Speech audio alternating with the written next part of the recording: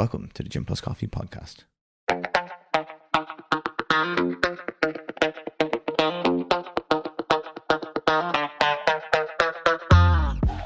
Welcome to episode 13. I'm Ian, producer of the podcast and member of the Gym Plus Coffee community team. On this week's episode, co-founder Niall Horgan sits down with Talilla Henchoz. Talilla is founder of Club 5, a daily live and on-demand program for people who want to work out at home. She's also founder of the Leap Academy, which offers accredited health and fitness courses with elite trainers such as herself and Bradley Simmonds. Talilla has built an incredible community, most of which came about during lockdown. She saw an opportunity for people to work out at home, so she put a plan in place and instantly gained a large following and has been growing ever since. Talilla is a real go-getter with tons of energy, and her aim is to allow people to connect through fitness. She talks about the importance of finding your tribe and the importance of surrounding yourself with the right people, where there's no judgment, no pressure, and where people can work on being themselves. Talilla is a business powerhouse and gives some great insights into her multiple fitness businesses and how she navigates them and balances them with her own training and own social life. This episode was recorded way back in December, over an averagely intense game of Jenga, so some of the references to times and events may seem a little bit out of date. Hope you enjoy. Talilla, welcome to Dublin. Thank you. Thanks for coming over to us. I'm excited to chat because I think there's so many different hats that you wear, from your being an entrepreneur, being a businesswoman, the fitness part of your life. So I want to kind of get into as much of that as we can today. But first things first, I want to start with your Instagram bio, which is your oversharing fitness bestie, because I think that gives us a good lens into who you are. So give us the thinking behind that. So I think anyone that follows me on Instagram will know that I share a lot. Probably sometimes to my parents' dismay, because I share everything in my life. I felt like I needed to, because my online presence is just one side of me. I share a lot of the kind of happiness, the motivation, and the positive sides of my life, and I felt like that wasn't quite a true representation of who I am as a person, because I experience highs and lows, as does everyone. And Instagram's this kind of vortex of perfection, and I wanted to break through that and be like, we also all suffer from these things: stress, anxieties, family issues, breakups. So when I started sharing, I was trying to really show two different sides to who I am, and portray everything in my life in kind of one space. It's hard to do because you can only show so much of yourself as a person, but when I say I'm oversharing, I just share pretty much everything. You do. You're incredibly honest on the platform. Yeah. And it's refreshing, and it's very fun as well. Like when you're watching along.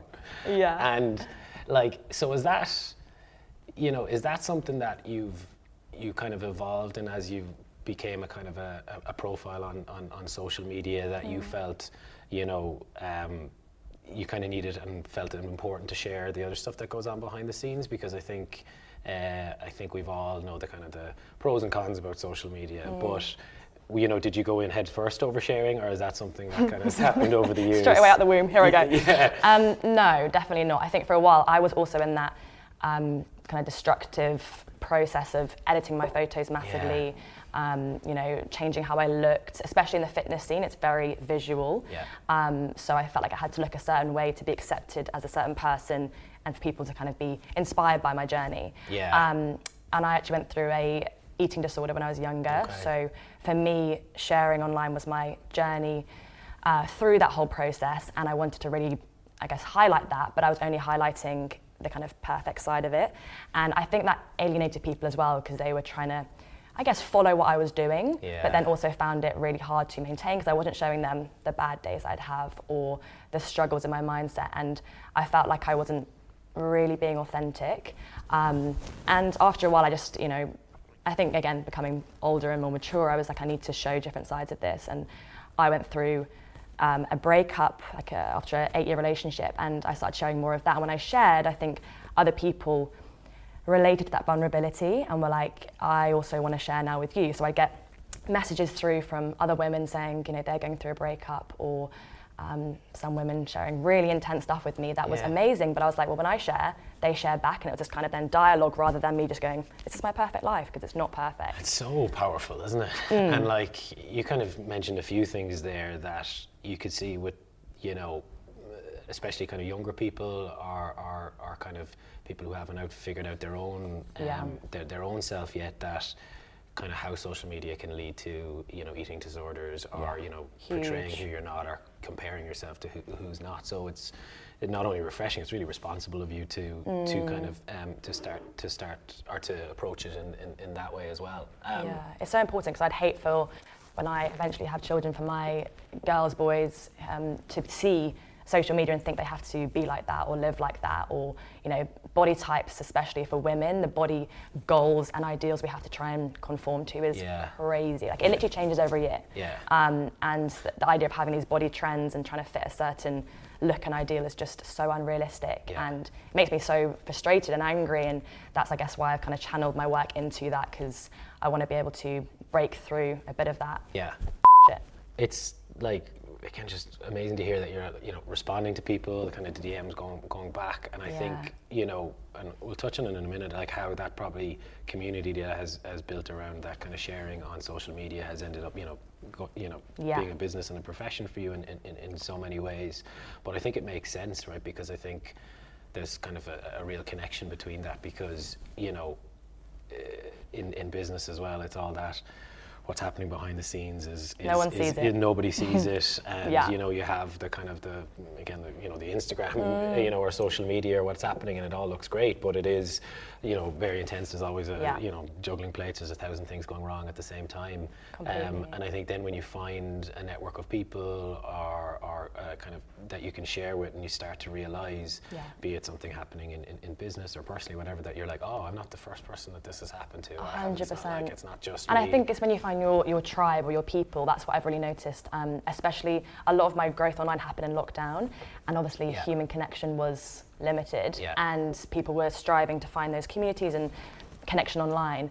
So my kind of, I guess, not aim, it wasn't an aim that I went out with, but it kind of just happened. And then I tried to kind of continue it, was to create a safe space for women to talk and share with no judgment and no pressures, and they can just come and be themselves. And Club 5, which I guess we'll talk about later, was a space where women could come and just train, work on their mindset, work on themselves, and just share and be themselves, and then meet other women who are similar. Because I think I also experienced this in my life, which is my friends and some of my family are kind of like, you know, why are you training every day? When you go on holiday, why are you working out? Like, why do you love getting up at 5 a.m? And they're never going to get it, because it's not their priority or not their lifestyle. But it allows in the club, it allows other women to connect and find other people similar to them, and there's no kind of judgment. It's just their people doing the same things as them, and it's that real connection and community, which I think a lot of people are craving and looking for. So tell me about Talilla going into lockdown, and coming. Shall I do one? Yeah, actually, yes. We need to start the game. We've both been putting it off. Okay, here we go. Oh yes, come on. Oh, that's a good start. It would have been a rocky game if it was. I'm gonna have to move my body. Okay, coming through. Oh, it's the nerve, isn't it? Nah, you got it. Yes. Okay. So I was going to ask, Talilla, you kind of going into lockdown versus coming out of lockdown, because you mentioned that, you know, some of your growth happened, and I think a lot of, you know, some of the things really accelerated during that time. So, about you as a person and kind of what your life revolved around going into it versus coming out of it. How did that change? Yeah, the whole lockdown process. It was crazy. So 2.5 years ago now, which I guess is when, maybe it was about 3 years ago when lockdown kind of hit, COVID hit. I was in the fitness scene, but not so much. I was a marketing consultant, and I was building my own business, which was going really well. I loved it, working for fitness brands, but doing their marketing and brand strategy. I loved it, but I guess I didn't find that fulfillment. I didn't feel like I was fulfilling my purpose, but I was still enjoying it. Anyway, lockdown hit, and some of my clients had to pause work, and I was kind of like, oh, what am I doing next? You know, and I was thinking I need to pivot somehow. How quick did that happen? Like, as in? Quick. It was quick, because a lot of my clients were small businesses. And obviously. And in the fitness industry as well, which obviously got hit hard. Exactly, and they had to cut their marketing budgets and like had to pause our work. So suddenly, my monthly income was just kind of completely transformed into. Just a lifestyle I couldn't really sustain. So I, at the time, was living in Birmingham with my ex in this tiny apartment with no garden, and it was pretty intense. And I think at that moment I was realizing, my work's suffering, I need to pivot, but also look after my own mental health, because I need to move a lot as a person. I've got a lot of energy, and if I'm stuck in a little room with my partner, I'm gonna quickly lose my shit. So I started doing these daily workouts online in a Facebook group, and I would invite friends and family to come and join this group called the Home Club. And I called it that because we were all at home. We did a club. So we did workouts. I got one of my friends to do some mindset content, another one to do some yoga. Oh, was it just trying to keep connection going during what obviously was an isolated period? Exactly, because I really wanted people to be able to connect in some way when they couldn't do it physically, but also I knew the importance of staying physically fit during that time. Very nice. Sneaky. And stay physically fit, but also just look after their mental health in their own homes. And everyone's got their own stuff going on, but we had this safe space in this home club. So I do these workouts every day, and I was already a PT before that, so I was training people on the side, but then I decided to just do the stuff online instead. Still doing my marketing on the side. And then... These are all the hats I was talking about. Yeah, I know. I'm like exhausted even thinking about what I was doing then. And then over time, I guess my friends invited their friends, and then they invited their friends, and everyone kept joining this group, and it was just building and building. And I was like, okay, something's here. Like, people are obviously enjoying this. Then I decided to start doing it on Instagram. So I had a small following already from my fitness journey, sharing about my eating disorder. And again, it started picking up popularity. I was collaborating with other fitness creators. We were doing live workouts together. I mean, everyone in lockdown was doing a live workout. I swear, you went online at like 7 a.m. and there was like 50 people doing live workouts. It was that or banana bread, really, wasn't it? Yeah, exactly. Or both. And so, I started doing that, following what I guess everyone else was doing, just trying to stay sane. And again, over time, that was just building and growing. And then I think 4 months, I was doing a live workout every single day. Like, I would get up and I might feel tired and a bit kind of, not in the mood, but I'd do it because people were waiting for me. And I kind of had that purpose, which was really amazing. I felt like that was keeping me going. At the same time, I was going through my breakup, so it was a pretty horrendous time personally, but that was where I was channeling all of my energy and, I guess, emotion. And some workouts I'd turn up, and at the end, I'd be doing the cool down and get emotional. I'd cry. And I think that was a lot for some people, but exactly what other people needed, because I always find at the end of a workout, it's a massive release. I don't know if you find that, it's just, you can just breathe. So, I was able to kind of connect with people through that, because we were obviously all going through a similar thing. And 4 months later, after doing a live workout every day, I was like, I need to probably make this a bit more sustainable. I'm trying to do my marketing, I'm trying to do this, and it's just, should I, make a move here and try and make it into something like a business potentially? I had no idea what that looked like at the time. And it's matching that, sort of personal passion with, I guess, professional ambition. Yes. You find a job you love, you never work a day in your life. So the closer you can get it to what you want to be doing, the better. So exactly. Organically, that obviously was starting to take shape. I'm gonna have to wait because I can't find any. I'm trying to do it before I answer the question. Go for it. They all seem pretty hard. I think it's a rigged Jenga, yeah. No, I'm not being funny, but they are. You must have a really gentle touch. Oh, look. That works. Is that risky going at the top? No, you got it. Okay. Right. So, yes, then after 4 months, I thought, right, it's time to do something with this. And my dad and my brother, who are both business-minded, were like, right, let's just, start charging people per month. And I was like, no way can I do that. I can't charge people when they're getting free workouts on Instagram all day long from everyone else. But I needed to do something. So I thought, you know what? I'm just going to go for it, take a risk. And I would love to make this into my career and, I guess, lifestyle. So why not try it? So overnight, I just built this website, very basic, but a payment portal. Built it, and then I created a new group, a new Facebook group, which was a closed group, and invited everyone in the current open group to come and join that, but had to pay and then come into it. It was a terrible system, so much admin, it was ridiculous, but that's all my brain could figure out how to do.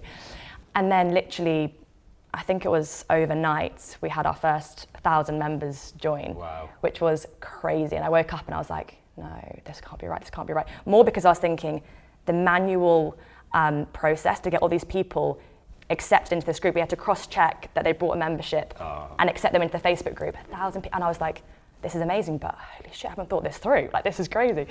Did you think about it for kind of yourself as a customer as well? I remember we did kind of that, like, when it was either a product we were bringing out or an early event we were doing, like, we were like, would we go to this? And if the answer was yes, then let's do it. But if it was no, we're like, well, no, like, that's not the approach.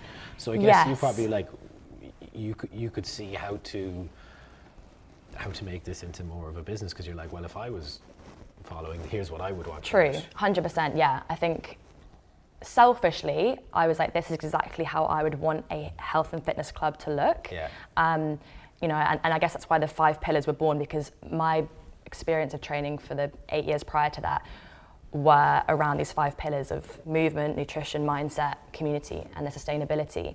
And so everything I did was focused on those 5 pillars within the club, and if it didn't relate back to one of them, it would be a no-go. But that's where Club 5, the name came from? Yes. Yeah. And at the start, it was actually called, so the 5 was like a V, like Roman numerals, because I was trying to be all clever and branding it smart, and everyone called it Club V. And I was like, it's Club 5, it's Roman numerals. But no one understood, so I was like, I need to change the name. I can relate to confusing names. Yeah, yeah, tell me the story of that. What seemed like a great idea.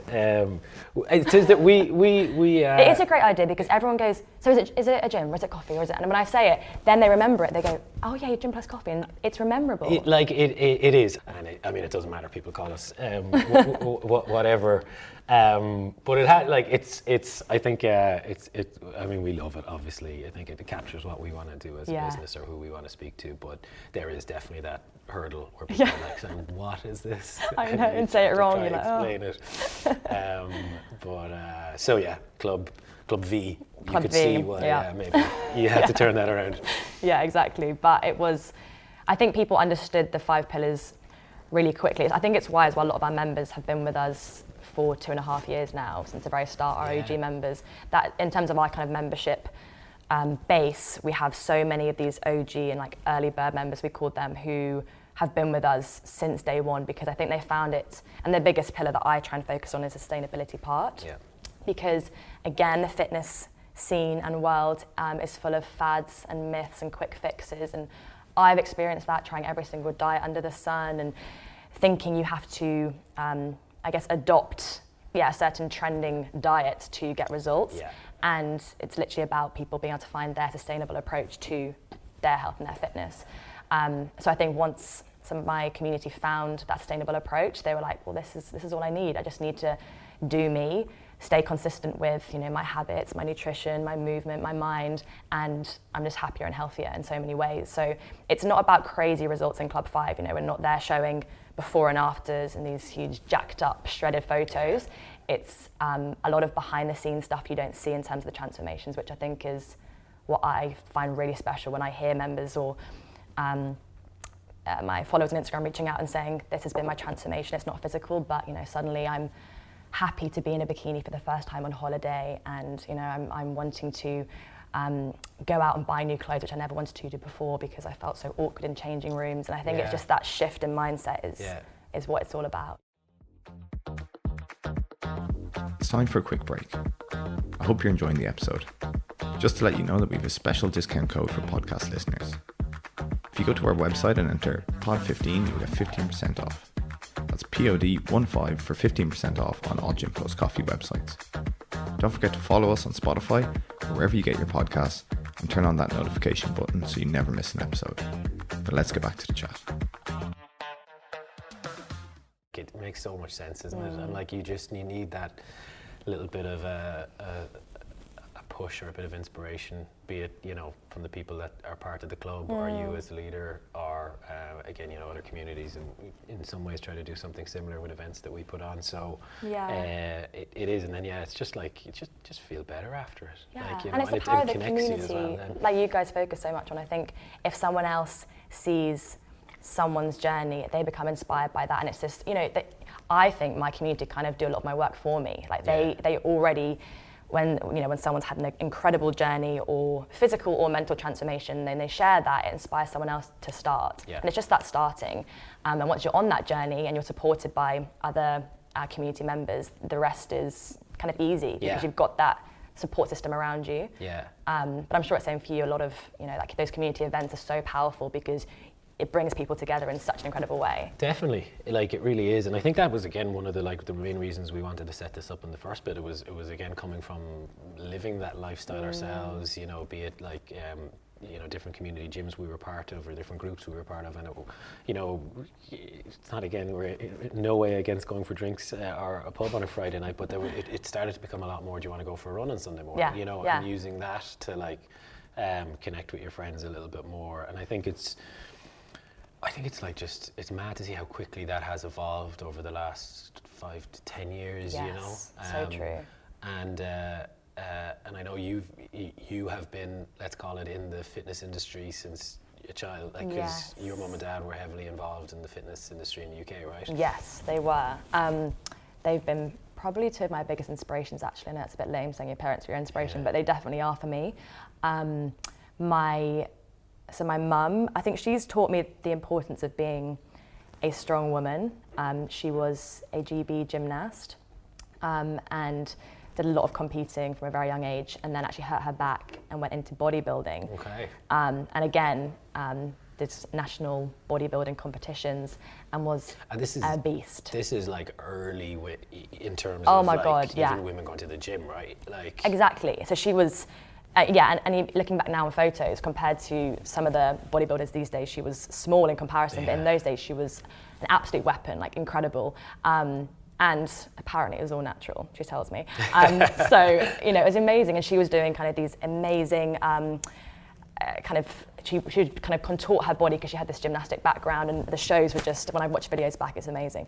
But yeah, she was very much into fitness physically. And then my dad was more of the business head, and he had a chain of health clubs in the UK that, he grew from 0 to, I think there was about 35 of them, which have now gone on to be sold to Fitness First, David Lloyd, some of the big chains. Yeah, okay. Yeah, and then he...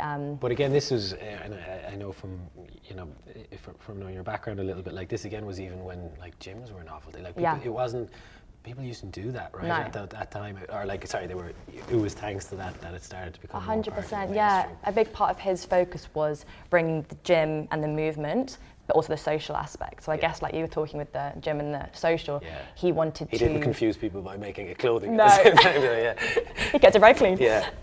He wanted to have these social clubs. So, you know, like I guess a David Lloyd in the UK. Do you have them here? I don't know if you guys have. There was a few, There okay. More, So the kind of social club aspect where you have like the bar and the restaurant, kids club, and, you know, your extracurricular stuff outside of the gym, that was the kind of first time it had been explored, and he kind of brought that side of things and then the gyms together into these, like, I guess, health clubs, which are huge obviously now in the UK. But I think that's also what I learned from him. He really has helped a lot with my journey, and he's been my sounding board throughout. Was this social and community side of things is so important. He was like, you know, every time we wanted to change something in the clubs, we'd talk to our community, we'd ask them what they want, and really have that open dialogue. And I think prior to that, people have been scared to ask their audience. You know, brands have been scared to start asking questions because they, I guess, believe they knew what they were doing was right. But really, like, you're trying to serve an audience, so you need them to engage in what you're doing. So a lot of asking my audience has come from, I guess, my dad's encouraging me to, like, you know, make sure I'm having that conversation constantly with them. And that's it. Like, that's interesting because it's something. It definitely feels you're one of these people, and I'm always again fascinated by people like this who just seem to kind of again move between wearing so many different hats quite easy. I remember there was a guy I worked with before, and he was like one of the head guys running the company. He was young at the time. He had a beautiful family. He was the nicest guy you meet in the world, and then he'd run ultra marathons at the weekend. And, you know, just like, you're like, how did he like manage his time somehow? Like, and I have to say, like, you seem like exactly that type of person, being able to kind of move between your businesses and your personal life and manage it so well, and just be like the nicest person at the same time. I do have regular breakdowns. I was about to say, is again, that maybe kind of, you talk about the pressures and stuff. Do you see yourself in that light, or have you always seen yourself in that light, or has it been something again that you've maybe had to work on? Yeah, I think it's tough. I definitely put a lot of pressure on myself. I think it comes with having your own business. You are just so passionate about it, right? You just love what you do, and you want to share that with the world, and you want everyone to know exactly how you feel about it. And I guess it comes with the nature of just wanting to be successful, but also a perfectionist. I think I've always been a perfectionist. Yeah. With Dad being super successful, that definitely inspired me to want to achieve a life similar to his, I guess, a lifestyle that comes with that. But equally, it was more personally, like when I started Club 5 and I realised the potential and the changes it was giving people, that was my kind of purpose and drive, and I wanted to keep pushing that. And the pressure to keep making people's lives better, I guess, is what drives me, but it's a lot. It can sometimes be overwhelming, and I think I'm very bad at taking time off. And it's not just one business you need to try switch off from every so often. So there's Club 5, and then there's the Leap Academy as well. Yes. Was that pre-COVID, post-COVID? That was about a year and a half ago now. Yeah. So kind of bang in the middle.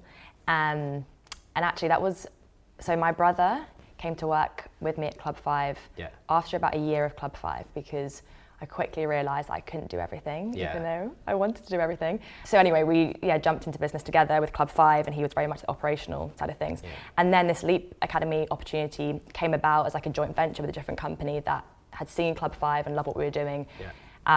Anyway, long story short, Mitch, my brother, then decided to, he became the CEO of the company, and we then both kind of founded it together. He then was running that, supporting Club 5 a bit, and then I was running Club 5 and supporting that a bit. So it's like a very like synergistic type of setup. And Leap Academy was kind of born out of the fact that we wanted to help other people get into the industry. I know how much it's changed my life and how much I love it. And I had a lot of my Club 5 members saying to me, I want to get into the fitness space, but how? How do I do it?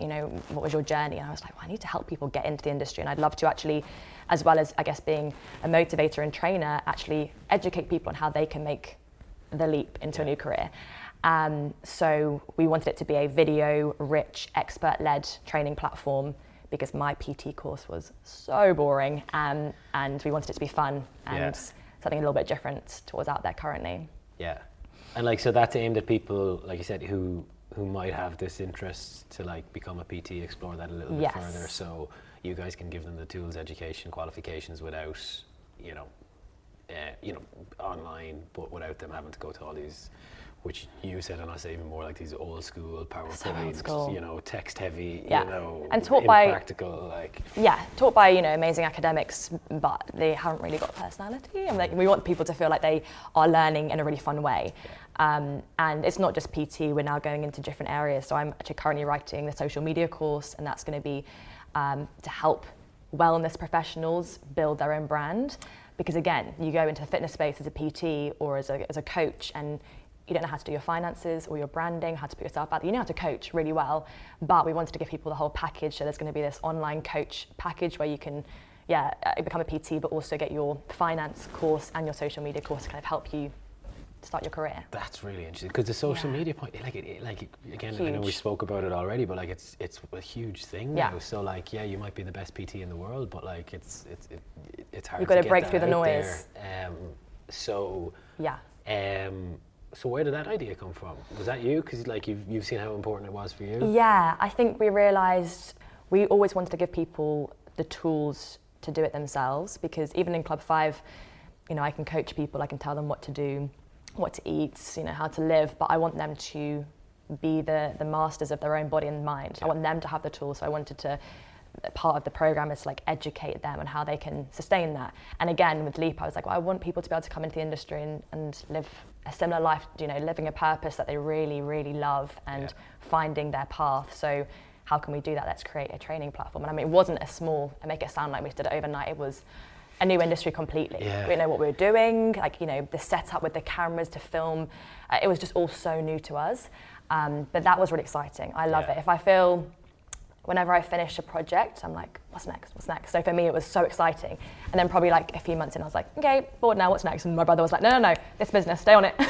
That's it. That's a great balance to have for it. And again, that doesn't kind of surprise me, because it does feel like you're somebody who maybe bites off more than they can chew, you know, in 100%. a good way, obviously, and that kind of keeps things going, and that's why it's two businesses you're juggling, and maybe more to come, I assume.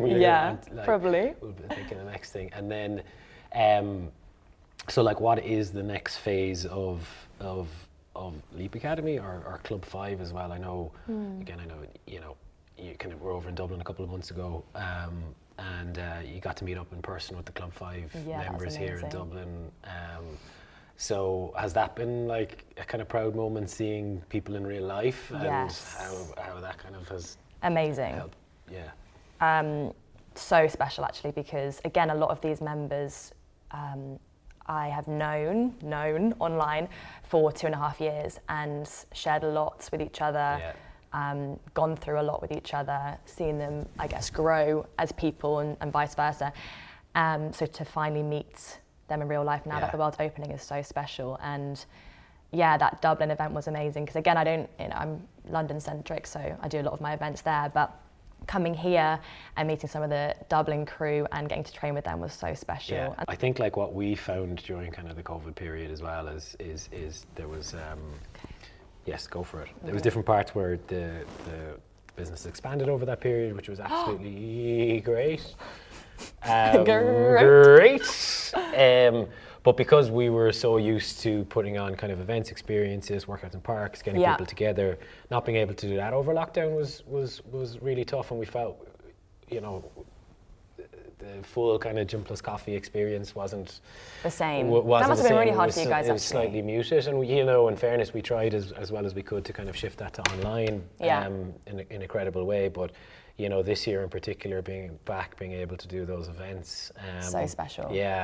And I know you were with us at Summer Social this year, and you know, these kind of big events, and especially in new places where we haven't done it before.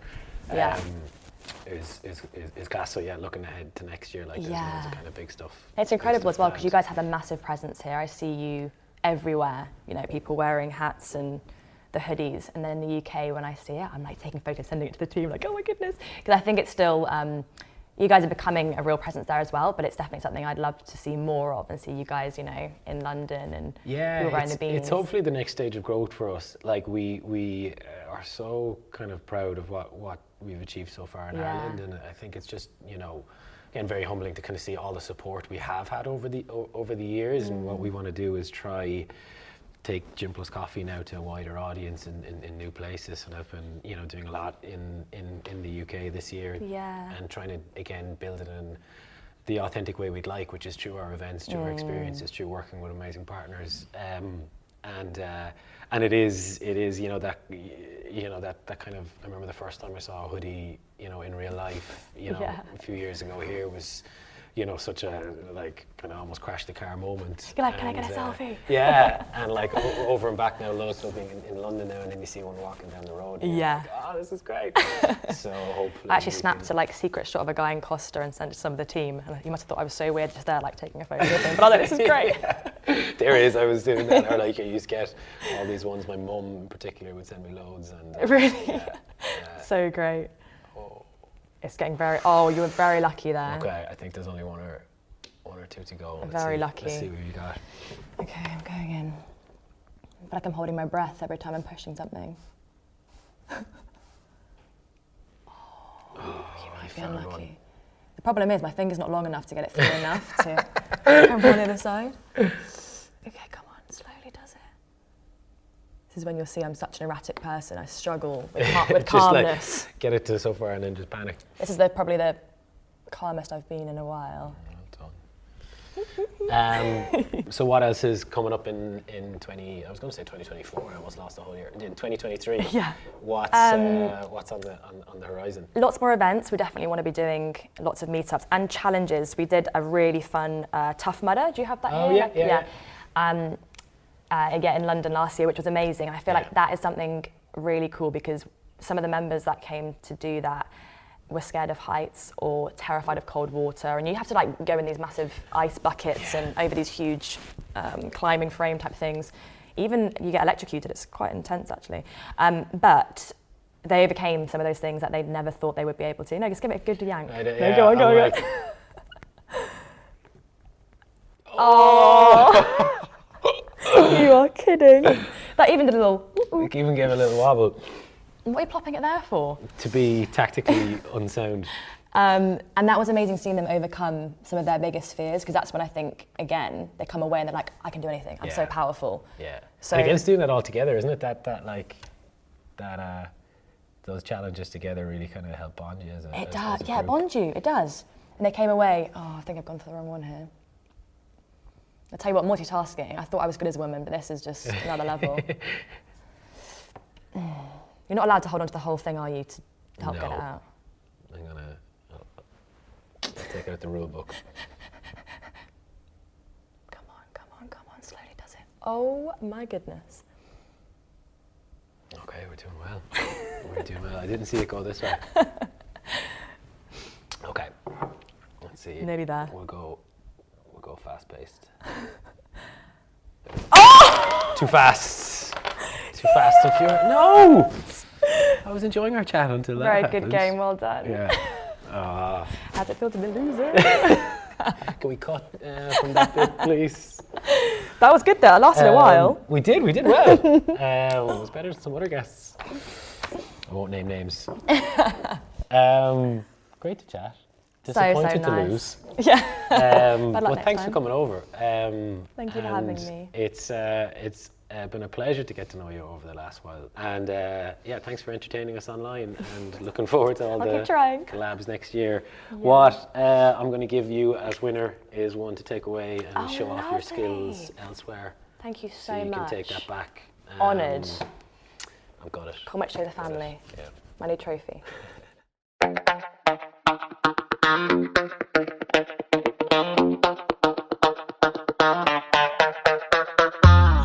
You've been listening to the Gym Plus Coffee podcast.